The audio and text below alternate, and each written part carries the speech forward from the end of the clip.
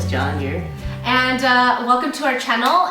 Today we're going to continue our video series that we started a while back. Sorry, we didn't update. We took a short sabbatical. Yeah. So our first video, this is a video series, by the way, on the objections to faith and Christianity, like common objections. And the first one we did was only weak people need God. If you didn't get a chance to check that out, I'll link it below. But today, we're going to be tackling one of the classic objections to faith. And actually, a lot of atheists and non-believers will use this argument to say that God doesn't exist, or that, you know, God must not be a loving God. And that is the problem of evil. Yes. So, John, do you want to... This is a fascinating topic, and yeah, there's a lot to say about it, and we'll kind of dive right in. I think the very first thing we want to do is kind of quote this ancient philosopher Epicurus, who kind of put it as succinctly as possible. What is the problem of evil? Mm-hmm. So let's just read this. I'll try to paraphrase it so it makes sense. So if there is a God that wants to abolish evil, but cannot do it, so he's able to do it, but he doesn't do it, then he must be, he wants to do it, but he cannot do it. He must be impotent, meaning he can't be all-powerful if he can't abolish evil, even though he wants to. If he can do it, but he does not want to do it, then he's a wicked God. Right, or not loving. He's not loving. Mm-hmm. So if he can do it, but he doesn't. Now, if there's a God that both can do it and wants to abolish evil, then why is there evil? So we're basically kind of blaming God. Like if he can do it and he wants to do it, why doesn't he just get rid of all evil? And actually, gosh, and a lot of people, philosophers, atheists, and non-Christians alike, they'll use this argument as a very strong argument, and they'll say it's a conclusive argument that there must not be a God. Right. There's so much evil. A equals B. Just like very, but like, okay, there's evil in the world, there's pain and there's suffering, and there's atrocities in the world, that horrible things happen, so there must not be a God. There must not be a God. And that's sort of like, they're saying that's an absolute conclusion, a logical conclusion. Right. But if you step back for a moment and think about that, it's not necessarily the case. Exactly. Just because you can't explain something or have a good reason for it, doesn't mean that, therefore, it doesn't exist. Right. So, just because we can't read the mind of God, let's suppose that there is a God that exists out there that has divine reason or reasons for allowing evil to be there. Just because we don't know that doesn't mean that there aren't good reasons. Right. Because we're finite, our minds are limited. Yeah, so. And in this video, John and I are not saying, like, we're not giving a definite answer. Right. Like, okay, why is there evil? And we're going to give you a definite answer to that. We're going to look at the clues that point to the fact that because there's evil, that there's also a God. Yes. And just because there's evil doesn't mean that there's not a God, so... Right, just because there's evil doesn't negate God. Right, yeah, so we're going to look at the clues as to the answers or the explanations that point to God with evil in the world. Right. And one of the most powerful ones that we came up with, or we researched and we thought about, was the idea of free will, the concept of free will. So when God kind of created the world, created human beings, the purpose of him creating the human beings was so that he can have fellowship with them, have a relationship. And we came to find out that you can't have a world that has free will and does not include evil in it. Yeah. Otherwise, there would be nothing to choose. Right. So it's a choice, really. It's a problem of choice. So if God is a personal God, a God who relates to us as it is displayed in the Bible, a very personal God who actually comes into human history and actually has a very personal relationship with his creation, he must, for that to happen, you must have free will in that equation. I mean, and if we look at just a normal relationship between a guy and a girl, let's say, how much is it a relationship if that, let's say the guy forces this girl to like him, to love him. Yeah. And she's in a state where she's like controlled. She doesn't have a choice. Right. And so that's not a relationship. That's not considered. And what it boils down to with free will is that God wants us to choose him. He's giving us that freedom. Now, when God created the world, created human beings, He did not create evil. Oh, that's a good point. Yeah, at the same time. That's a bold statement. That's a good statement to say. Right. Because God, people think, oh, then if there's a God and He created evil, why did He create evil? So He didn't create evil, but He created the potential for evil when He created human beings with free will. Yes. Meaning that, obviously we as human beings, we have the ability to choose, to obey God and have a relationship with Him, or choose not to, and live apart from God. And in so doing, I guess in our belief, we believe that that living apart from God is what is the source of evil and sin and suffering. That's our explanation for it. Some higher goods that we call these higher virtues, like patience, forgiveness, long-suffering, character development, these things actually cannot exist in a vacuum apart from evil. In other words, and that's basically another point that we're making about why evil possibly exists in the world, is that out of that evil comes out a greater good. And so how can we, if like we're living life and everything's great, how will that ever challenge us to grow, to learn, to build character, to develop those virtues of forgiveness, perseverance, wisdom, and all of those things? We can't have that if we don't go through painful circumstances and trials in our lives. And a lot of even Christians and non-believers who became believers will tell you that they transformed the most when they were going through a hard time, and they came through it in victory, and they came out of it, and they say they wouldn't have changed that experience for anything, because they have so much more insight now about life and people and whatever. So it's going back to the whole starting point of this argument, where people are basically saying there can't possibly be any good reason for evil, and they just write it off, and they say, just like a blanket statement, that evil sucks, so God must not exist because there's no good in evil.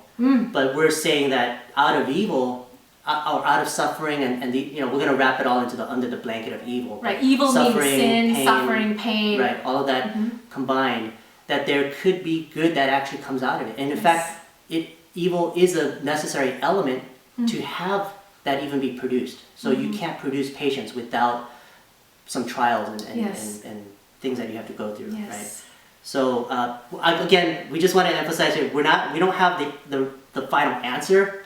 We can't read God's mind, but we're just trying to we're trying to process it too as believers. And trying to understand, why does God allow evil in the world? And might as well continue that train of thought. So instead of using evil as an argument against God, we can actually use the existence of evil to actually point us to God.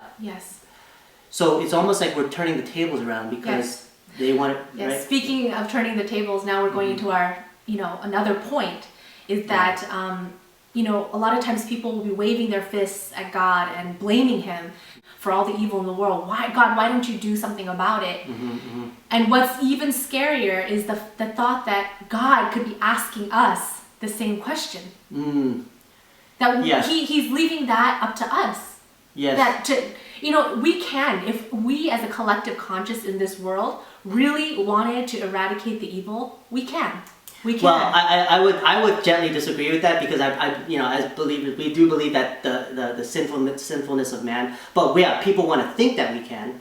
Like we can. No, if we really wanted to, if we made that choice as collective conscious, I really truly feel like it could be drastically diminished. Okay, so anyway, people my point are trying to do that. Well, but the thing is that everyone's not really there yet. Okay, so that's why there's still evil in the world. Okay, if people say let's end world suffering, well, if everyone was on board with that, and all the millionaires, the gazillionaires in the world pitched in just maybe $5 million of their billions of dollars of money, we could do a lot more. But the truth is, it's not happening. And why is it? That points to our own limits as human beings. And that actually points to our need for God. Let's kind of, because we did want to talk about the Job story, right? Because Job in the Bible goes through all this seemingly meaningless suffering, right? And he was the Bible does say he was a righteous man, that he was a man that was obedient to God, but then God allowed Satan to inflict all this pain on him. It was kind of like a wager between God and Satan, and Satan saying, you think that your little righteous one, Job, over there, once, I start taking stuff away, taking all his possessions away and inflicting him with disease and pain and killing off his family, we'll see how much he loves you after that. And so it was kind of like a wager. And it was so interesting to see this whole story of Job, and basically he was lamenting the whole time, and he was lamenting, asking, like, what did I do? Why am I going through this? They're trying to figure out the reasoning of this. They're trying to find out the reason. What could possibly be the reason for this pain? And they're just like trying to figure out that literally reason. It's like, why God? Why me, God? Why? Now, and then the punchline of the book kind of seems to be that at the end of the day, Job never finds out God's reason for the suffering, right? But what he does find out is that God exists, that he's there, and Job, through that suffering, actually comes to a face-to-face encounter with God, where God speaks to him and answers him. Yes. So Job 38:4, God actually goes to Job finally, and says, as Job is like wondering, why is this happening to him? Then the Lord spoke to Job out of the storm. He said, "Who is this that obscures my plans with words without knowledge? Brace yourself like a man. I will question you, and you shall answer me. Where were you when I laid the earth's foundations? Tell me if you understand. Who marked off its dimensions? Surely you know. Who stretched a measuring line across it? What were its footing? On what? On what were its footing set? Or who laid its cornerstone while the morning stars sang together and all the angels shouted for joy?" Excuse me. So Job, when God answers him, never finds out the reason for his suffering. Yes. And God doesn't tell him. He never tells him, but it's almost as if God's answer to Job is, I'm the answer. Yeah. His very presence, the fact that he even showed himself to Job, like, that was enough for Job, because Job was like, in his presence, everything was restored. He had great joy. His hope was restored, and he was just so amazed that God would just come into his presence, and every suffering that he went through didn't matter. Yeah. Well, he came to face with his creator, and he was put in his place. Yeah, definitely put in his place. Yeah, to know, wow, this creator God, I can't yell at him, I can't blame him for my suffering. Exactly. And that's just, it's so profound, because we're not used to thinking that way. When we go through pain, we want a reason. We got to know why. What's the point? Or we get angry and we have to blame someone or something. Right. And so the other thing I wanted to point out here too is that our inkling of wanting to know that reason, because when we say that there is evil in the world, how do we know there's evil? Like, if, let's say you're an atheist and you don't believe in God at all, like there is no God, but then at the same time you have this thought in your head that there shouldn't be evil, there just should not be evil, right? Well, where does that conviction come from? Because evolution works through suffering and death. Like, through evolutionists believe that you need death and suffering to evolve and get to that higher species or whatever. So where does this notion that there shouldn't be evil come from? Right? Because there seems to be this sort of intrinsic awareness of morality, of good and evil, even if you don't believe in God. Yeah, even that statement alone. How can there be so much wickedness and suffering and evil? Well, the very nature of that question points to a moral law, like a law that's invisible and yet real. Yes. And furthermore, to take that one step further, is that sense of morality actually points because where did that come from? Like, did that just, how do we have that as just, if we just look at ourselves as physical beings, right? Just animals that evolved over time. Where did this morality come from? Where does this sense of good and evil come from? And the only one logical explanation is to surrender and say that there must be a lawgiver, some higher power, something apart from us, some invisible being, moral being, Right. that put this into our hearts. Right. That sense. Yes, and then also a lot of people will say that there's all this evil in the world and there's no justice. But who's to say that the justice that's not being served now will not be served later? That just because it's not served now, it could mean that it's justice delayed. Yes. And as believers, we have that hope that whatever pain and stuff that we went through in this life, that there will be a complete restoration and a complete healing and a complete justice in that spiritual realm, in eternity, basically. Now, on the topic of heaven and that ultimate redemption, and kind of coming to that joy that surpasses all pain that you've experienced on earth. Yeah. I'll just read these couple sentences because it kind of summarizes it. With time and perspective, we can oftentimes see good reasons for the pain that occurs in life. Yeah. And ultimately, like you said, heaven will be the greatest. Okay.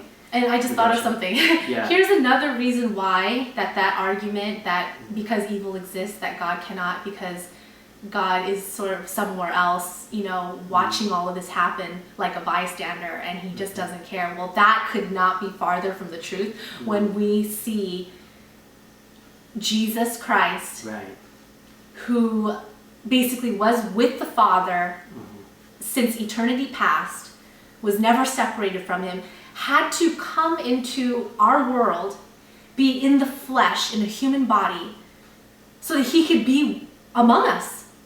And Jesus was God among us. Because, we people say that we can't see God or he's so intangible, but Jesus came so that we could experience God in the flesh. And not only that, to kind of tie it in with the topic of evil, he is not far removed from pain and suffering. He took on the greatest pain and suffering. And if we are to give one, probably the best reason of why evil exists, it's for the purpose of incarnation and atonement through Christ. It sounds theological, but bottom line is that as sinful beings, we ought to be punished for our sin because we believe there is a just, completely perfect God, and sin has to be punished. Sin must be punished. Blood has to be shed. Yes, because if that's what justice is. I mean, in front of a perfect God, even the smallest sin is bad and needs justice. We can't be in God's presence the way we are before we become sanctified through Jesus Christ and become justified through Jesus Christ. We cannot be in eternity with God in our state. So that's why we need Jesus. We needed Jesus to come and show us the way, and he had to shed his blood to satisfy God's wrath for humanity, for all the sins of the world. So the most senseless evil was the death of Jesus. Yes. If we want to talk about senseless suffering, I mean, it's almost as if like we have blindfolds on and we can't see that God's Son suffering is the most senseless suffering that could have ever happened. It's the most unreasonable suffering. And he was an innocent man. He was innocent. He was blameless. He was God's sinless. Son. The Creator came to give his life for the created. I mean, that's ridiculous if you think about the Creator coming and suffering on our behalf. But in that is the greatest display of love and of that unconditional love, what we would consider as the greatest good. Totally. And so I know it's philosophical. And through Jesus' death, the greatest good that came out of the evil, horrible, torturous way that he died was that all of humanity could now have their sins forgiven, could now be restored of their brokenness, that they can become born again in the Spirit. So in that being born again, Jesus sanctifies us. We have a Holy Spirit dwelling inside, and now we can be reconciled back to God. And that's why Jesus was the only way for that to happen. And Jesus himself had to go through the most horrendous evil and suffering and pain. And he did that on his free will. Well, going back to free will, right? He did it on his free will. Right. When he was at the Garden of Gethsemane, he didn't want to. He was like in the most torturous despair. Right. Because you have to remember, he was with the Father. He had never been separated from the Father. And the very thought of him being forsaken by the Father and becoming the very sin, on the cross to become sin, he became cursed. Yes. He was the curse, and he became that. Right. So through free will, we separated ourselves from God, and so the Savior had to restore us through his own free will. Yes. I mean, I think we came across that too as we were. I mean, if it was me or you, we would not be able to do that. Only the Son of God, right? Only a deity of that magnitude, of that gloriousness, of that magnificence could do something like that, could lay his life down. Right. But it also goes to show the necessity of Jesus being a human being, because only that is it an apple to apple justice. Exactly. We're human beings, fallen human beings, so God had to send a human being to be our ambassador, to represent us, to be our atonement, to use a theological term, to basically to buy us back, to make us right before him. Okay. So anyway, we wanted to read you a quote from The Case for Christ. I'm going to be quoting a British pastor, John R.W. Stott, who acknowledged that suffering is the single greatest challenge to the Christian faith, but then he also reached his own conclusion saying, "I can never myself believe in God if it were not for the cross. In the real world of pain, how could one worship a God who is immune to it? I have entered many Buddhist temples in different Asian countries and stood respectfully before the statue of Buddha, his legs crossed, arms folded, eyes closed, the ghost of a smile playing around his mouth, a remote look on his face, detached from the agonies of the world. But each time, after a while, I have had to turn away.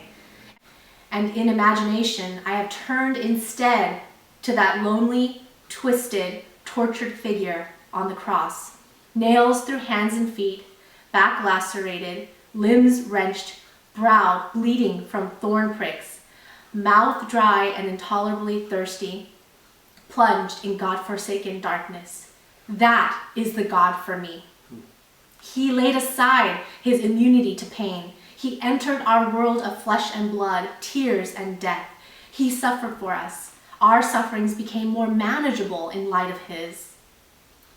There is still a question mark against human suffering, but over it we boldly stamp another mark, the cross, which symbolizes divine suffering.